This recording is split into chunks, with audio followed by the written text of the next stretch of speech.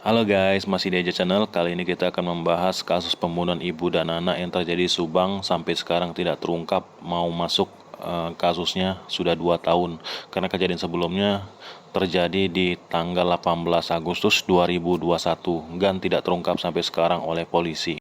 Oke, di sini kita akan membahas clue-clue yang mencurigakan dari Pak Yosep waktu diwawancara oleh Aiman Kompas TV. Nanti clue-cluenya saya kasih tanda di videonya ini ya. Saksikan terus guys kecurigaan kita terhadap Pak Yosep. Setelah saya temui kepala desa di Cagak, Subang, Jawa Barat, Bung Indra Zainal Alim. Kebetulan juga merupakan kerabat dari korban Ibu Tuti ya? Ya, betul. Siapanya? Saya adik sepupu. Oke, sepupunya ya? Ya. Dan ini rumah TKP, tempat kejadian Betul. perkara. Ini nggak ada saksi sama sekali? Pada waktu itu ada saksi mata yang melihat mobil Alphard di pinggir jalan sini. Oh, keluar dari sini dong? Keluar berarti? dari sini. Oke. Ada sekitar jam 6. Ada yang bawa? Ada yang bawa. Oke. Cuma agak tertutup kacanya. Dan akhirnya mobil tersebut Kembali lagi? kembali lagi. CCTV juga nggak ada di rumah ini, nggak ada. Nggak ada. Dan ada dugaan oleh pihak polisian jenazah diseret dari dalam lewat pintu itu. Dari lewat pintu belakang. Karena kebetulan saya mendampingi ya. Anda mendampingi juga Iya, saya mendampingi. sebagai dan kepala melihat. desa dan juga kerabat. Iya. Ini dari sana diperkirakan diseret dari belakang sini itu sampai ke di sini juga masih ada penuh darah waktu itu. Bekas darah seretan itu. Kemudian ditemukan kalung almarhumah Amel di tepat sebelah sini.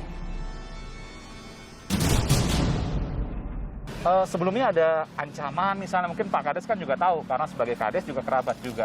Tidak ada yang saya tahu, tidak ada seperti itu. Normal saja semuanya. Normal. Makanya ada kejadian ini terkejut betul ya. Kita kaget semua. Di lingkungan ini Pak Kades pernah ada kejadian serupa atau pembunuhan misalnya, perampokan misalnya? Tidak ada. Tidak ada juga warga di sini yang dengar teriakan-teriakan misalnya? Tidak ada yang dengar. Karena memang ini rumahnya juga agak berjauhan Iya, betul. dengan tetangga yang lain.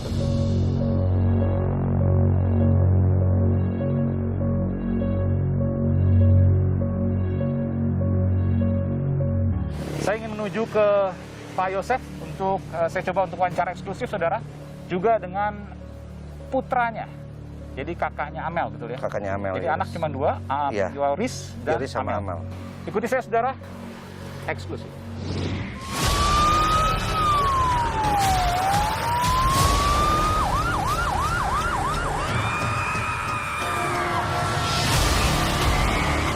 Yang jelas saya tadi, masalahnya kan ini kompleks sekali gitu ya. Tidak ada saksi yang melihat daripada kejadian itu sendiri.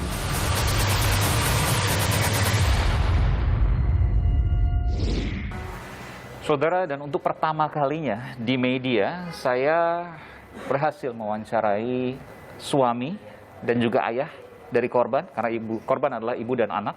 Ia adalah suami dari Tuti Suartini dan ayah dari Amalia Mustika Ratu, Yosef Hidayah, yang didampingi oleh pengacara. Dan ini adalah pertama kali wawancara di media, eksklusif, saudara.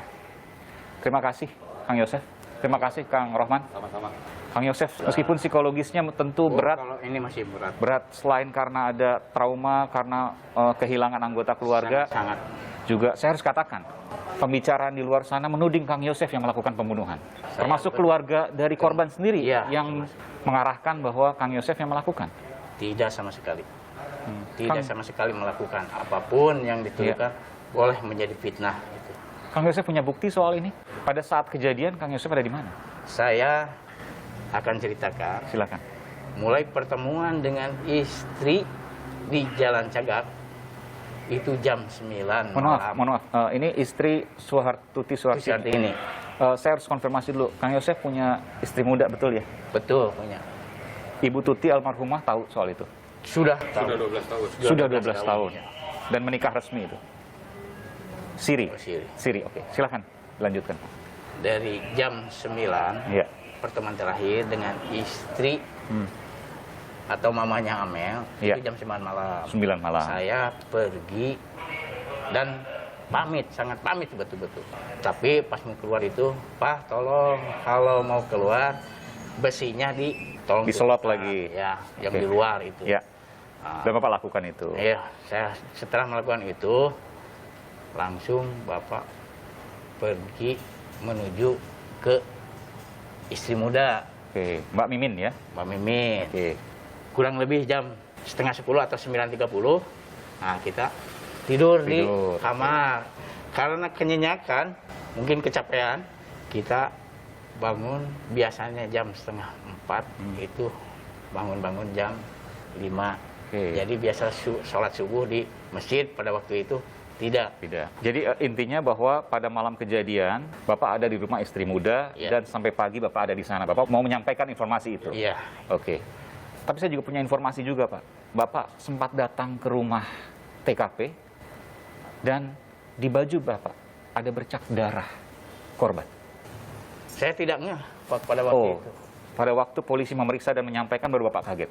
Bapak kaget itu karena darah juga nggak spontan seperti darah Nggak ini. kelihatan. Jadi hambar-hambar lah. Gitu Oke. ininya. Kenapa bisa kena seperti itu, Pak? Nggak tahu karena kan kita lagi paniknya gitu Pak. Sebentar, Bapak kan ada rumah istri muda.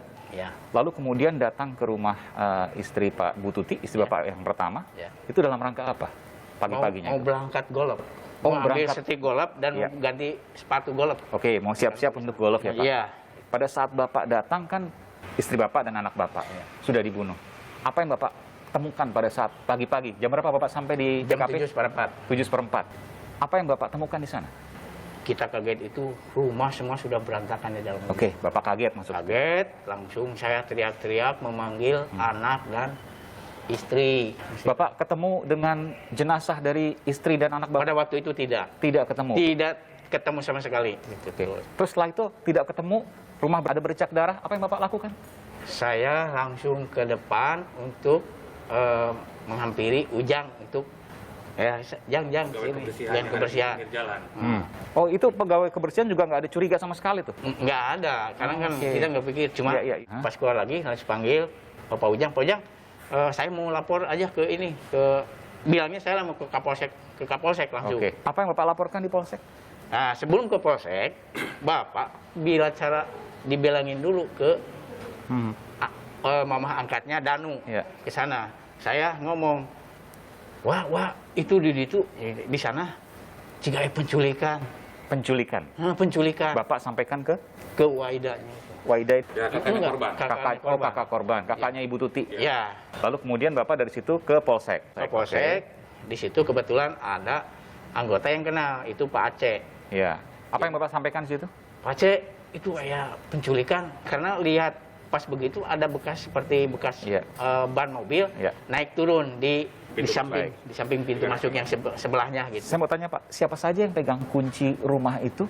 Yang pegang kunci hanya satu-satunya, mamanya di dalam, simpan di dalam. Bapak Di nggak pegang juga? Enggak Nggak pegang. pegang. Kenapa saya tanyakan ini Pak? Karena informasi ini bermula dari kenapa keluarga dekat yang dicurigai atau kenapa orang dekat yang dicurigai? Karena pada saat kejadian, pada saat eksekusi, satu, tidak ada yang hilang barang-barang. Yang kedua, tidak ada pintu yang rusak. Sudah ada clue-nya kan, pintu rumah tidak dirusak, artinya kan orang bisa masuk dengan gampang. Nah kira-kira yang bisa masuk dengan gampang siapa, ya kan? Artinya kan mungkin sudah saling mengenal, diduga sudah saling mengenal. Bagaimana Bapak menjawab ini? Memang tidak ada sama sekali bekas kerusakan di itu. Iya. Terus saya lihat pas ke belakang, jadi si pintu belakang kuncinya ada tergantung di dalam.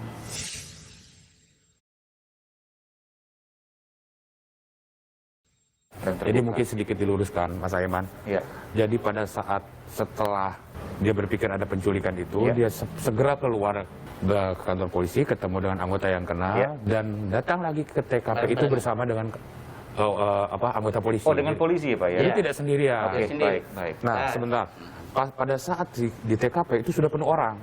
Iya. Jadi Pak Yosep pun tidak pernah diizinkan masuk lagi ke sana. Dan pada jenazahnya pada saat bersama dengan polisi tadi? Pemakaman. Enggak, di mobil Pak? Yang di mobil?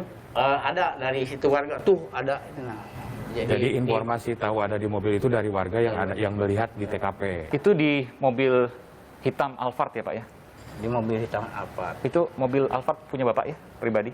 Enggak, itu saya sudah berikan kepada istri saya. Arti Bapak yang beli, cuma Iya, diberikan kepada ibu mamahnya. almarhumah Tuti. Iya, mamahnya. Bapak Saya mau sampaikan bahwa itu bentuk kasih sayang Bapak kepada... Iya, kepada mamahnya. Dan kebetulan yang memang yang bisa bawa kendaraan itu hanya anak saya, Oke. Yuris. Terus terang aja, saya nggak bisa membawa kendaraan. Saya harus tanyakan juga ke yang lain Pak soal ini. Apakah Bapak merasa punya musuh? Jadi untuk orang lain yang dendam terhadap keluarga Bapak, Bapak nggak pikir sejauh itu? Tidak, sama sekali. Betul? Bagaimana? Ya, berdasarkan berkali-kali keterangan di kepolisian pun, Pak Yosep menerangkan bahwa dia tidak pernah memiliki musuh, tidak ada keributan dengan orang lain. Dan lain Nggak ada, tidak ada masalah dengan pihak manapun. Gitu. Kalau kita berusaha untuk berpikir, ini dibunuh kenapa ya? Karena luar biasa sadis ibu dan anak. Iya. Ini juga saya disumpah dulu sama pengacara, sampai pakai Quran pun boleh saya nggak. Saya tidak sama sekali melakukan dan tidak pernah menyuruh orang, itu aja. Ini yang menjadi korban karena sedih anak sekali. kesayangan saya. Itu sangat. Itu sebagai gambaran saja Mas Aiman, Amel itu anak kesayangannya Pak Yosep. Ya. Ada dua ya, Amel dan Yoris. Amel ya? dan Yoris. Setelah yayasan itu dipegang oleh Amel, segala kebutuhan Pak Yosep pun. Kok Pak Yosep nih bisnisnya yayasan ya? Ya, Bukan dia bisnis ada lah. sekolah. Sekolah. Dia punya Pak Yosep punya sekolah ya Pak ya? Jadi, kebutuhan Pak Yosep pun dipenuhinya oleh Amel. Ya. Jadi Iya, segalanya diatur lah. administrasi. Dan itu memang keinginan Pak Yosep sendiri Iya. karena dengan diatur oleh Amel semuanya jadi terencana lah, masalah keuangan tidak boros.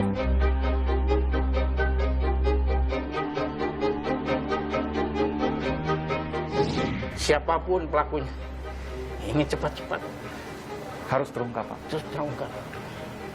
Itu kasihan anak saya.